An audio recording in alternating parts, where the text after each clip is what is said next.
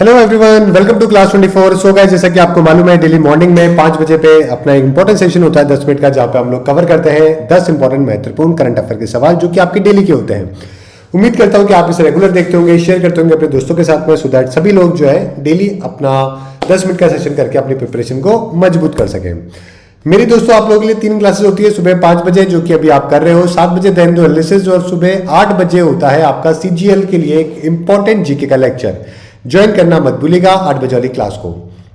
इस क्लास की पीडीएफ आपको क्लास 24 ऐप पे मिलेगी, साथ में डेली के 10 क्विज भी आपको करंट अफेयर का क्लास 24 ऐप पे मिलता है। कल मैंने आपसे क्वेश्चन ऑफ द डे पूछा था, वर्ल्ड बिलियर्ड्स चैंपियनशिप 26वीं बार किसके द्वारा जीती गई? आंसर आप सभी ने दोस्तों बिल्कुल सही दिया था, पंकज आडवाणी आपका बिल्कुल सही जवाब है। ठीक है, पंकज आडवाणी दोस्तों काफी फेमस प्लेयर है और बिलियर्ड्स के जो एमेच्योर जो टूर्नामेंट होता है उसके अंदर दोस्तों काफी जबरदस्त परफॉर्मेंस है जो कि इनकी रहती है। ऑलराइट, चलिए आज का पहला सवाल देख लेते हैं। 59th international tropical timber council 2028 में किसके द्वारा हेड है जो कि करी गई? टिम्बर कॉन्फ्रेंस इंपॉर्टेंट है दोस्तों, टिम्बर काउंसिल के बारे में आपको बताना है। आंसर हो जाएगा दोस्तों आपका पटाया। नाम आपने सुना ही होगा, बैंकॉक पटाया का।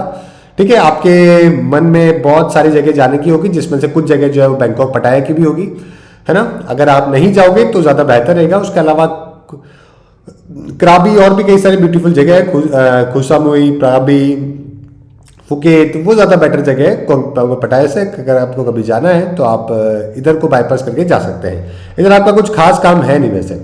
ठीक है, आगे बात करते हैं। तो ये 59th international tropical timber council है जो कि पटाया के अंदर है, जो कि करवाई गई है। ये साल में एक बार होती है दोस्तों। ट्रॉपिकल फॉरेस्ट मैनेजमेंट को मेंटेन करने के लिए इसको करवाया जाता है। इसके टोटल मेंबर कितने हैं? 75 टोटल इसके काउंसिल के दोस्तों मेंबर है जो कि दुनिया में देखने को मिलते हैं।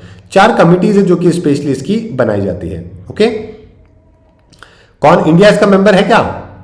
बिल्कुल, इंडिया और आपके यूरोपियन यूनियन, ये सब इसके मेंबर हैं।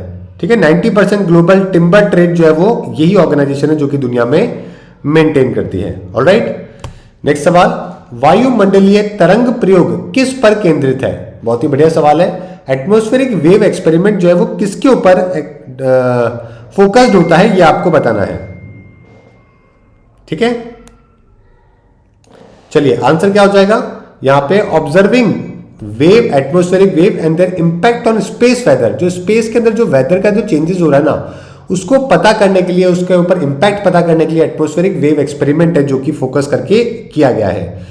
ओके गाइज, किस वजह से स्पेस वेदर है जो कि चेंज होता है उसको लेकर ये जानकारी है जो कि देता है। तो एक्चुअली क्या है कि नासा ने दोस्तों एक प्रोग्राम किया है। नासा के प्रोग्राम का जो नाम है ना, उसका नाम है हेलियोफिजिक्स।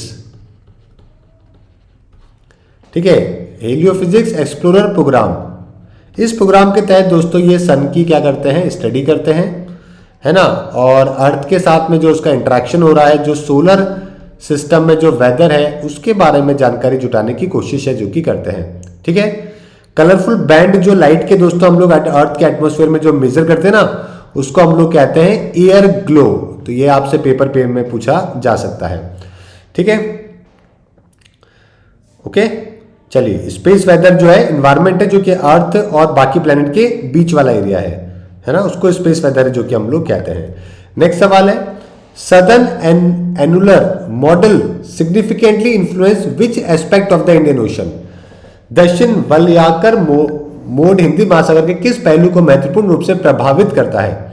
सदर्न एनुलर मोड ये किसको प्रभावित करेगा? देखो, ये प्रभावित करेगा आपकी वेव पैटर्न को और क्लाइमेट को। सिंपल सी बात है ना। तो इस प्रकार का कोई भी, अगर अभी रिसेंटली देखो हुआ क्या है कि हमारा जो इनकॉइस है ना, Indian national centre for ocean information centre, उन्होंने डिस्कवर किया सैम को।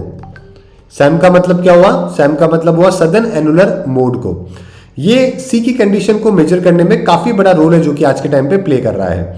45 डिग्री साउथ से 65 डिग्री साउथ के बीच में ये काफी चेंजेस है जो कि इसकी वजह से देखने को मिले। इसमें भी क्या 2 प्रकार का होता है, एक पॉजिटिव सैम होता है, एक नेगेटिव सैम होता है ना। लोअर एयर प्रेशर जब अंटार्कटिका के वहां पे देखने को मिले तो वो पॉजिटिव सैम फेज है, और जब इक्वेटर की साइड में देखने को मिले तो आपको नेगेटिव सैम फेज है जो कि कहते हैं, है ना। नेगेटिव के अंदर हाइट को रिड्यूस हो जाती है, पॉजिटिव के अंदर वेव की जो हाइट है वो बढ़ जाती है। ओके, मछली निम्नलिखित में से किस प्रजाति ने पूरे भारत में परिस्थिति तंत्रों पर आक्रमण किया है? Which species of the mosquito fish has invaded various ecosystem across India? क्या बात है, काफी खतरनाक क्वेश्चन है। आंसर हो जाएगा गैम्बूजिया। आपका गैम्बूजिया, ये दो प्रकार की दोस्तों जो फिश है ना, मच्छर फिश, मछली इसको कहते हैं, मॉस्किटो फिश। तो इसकी वजह से दोस्तों काफी इकोसिस्टम के ऊपर नुकसान है जो कि देखने को मिला। ये जो फिश है ये इंसेक्ट्स को खाती है, आपको फ्रेश वाटर के अंदर, मरीन वाटर में देखने को मिलेगी, है ना। अपना जो मॉस्किटो का जो लावा है ना उसके ऊपर ये डिपेंड करती है। बायो कंट्रोल एजेंट भी जो है इसको माना जाता है मॉस्किटो को कंट्रोल करने के लिए। दो प्रकार के इसके स्पीशीज होते हैं। यूएसए के दोस्तों ये नेटिव है जो कि माने जाते हैं, और इनकी ब्रीडिंग कैपेसिटी बढ़ती जा रही है इन्वायरमेंट कंडीशन की वजह से, इस वजह से यहाँ पर भी देखने को मिल रहे हैं, है ना। सबसे पहले गैम्बूजिया, ये नाम जो आपने सुना है ना, इसको ब्रिटिशर्स ने दोस्तों 1928 में काम में लिया था मॉस्किटो को कंट्रोल करने के लिए, सोचिए आप, है ना। और WHO ने दोस्तों 1982 के अंदर इसका रिकमेंडेशन को बंद कर दिया था क्योंकि इससे नुकसान भी हो रहा था। नेक्स्ट है उत्पादन अंतर रिपोर्ट का प्राथमिक उद्देश्य क्या है? Primary aim of the protection gap report. देखो प्रोटेक्शन गैप रिपोर्ट का प्राइमरी एम होता है कि करंट में कितने फॉसिल फ्यूल का प्रोटेक्शन हो रहा है और हमें क्या गोल जो है वो रखना पड़ेगा अपनी क्लाइमेट गोल को अचीव करने के लिए। तो ये आपका यहाँ पे बिल्कुल सही आंसर है जो कि हो जाएगा।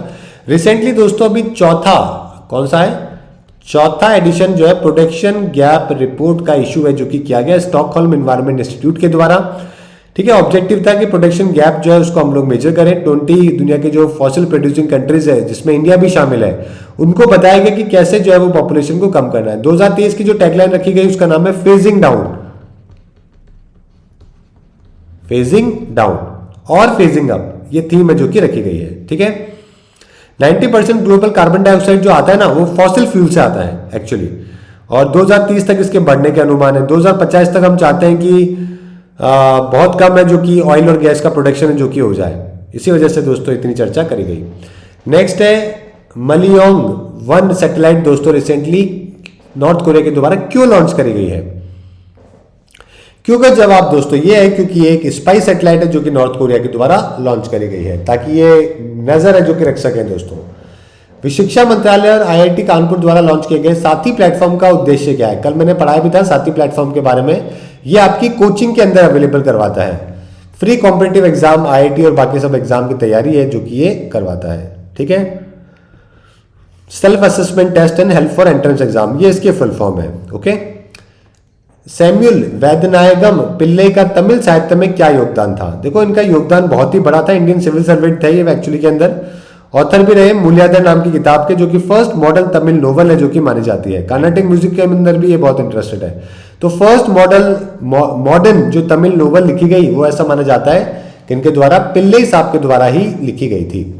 ठीक है, कल का क्वेश्चन ऑफ द डे का आंसर देख लेते हैं। यूएस और इंडिया के बीच में वज्र प्रहार 2023 की एक्सरसाइज कहां पर करवाई जा रही है? ये मैंने कल आपसे पूछा था, तो ये तो मैंने आपको नहीं, ये आज का क्वेश्चन ऑफ द डे है, सॉरी, आज का क्वेश्चन ऑफ द डे जो है आज का, वो है आपका बताना है कि आंसर क्या होगा। ऑलराइट, ये था आज का आपका इंपॉर्टेंट सेशन। क्लास 24 की ऐप पे आपको उसकी PDF और 10 क्वेश्चन दोस्तों क्विज में मिल जाएंगे, जाके देख सकते हैं आप। 8 बजे वाली क्लास में जरूर ज्वाइन करिएगा। Thank you everyone, good bye and have a nice day.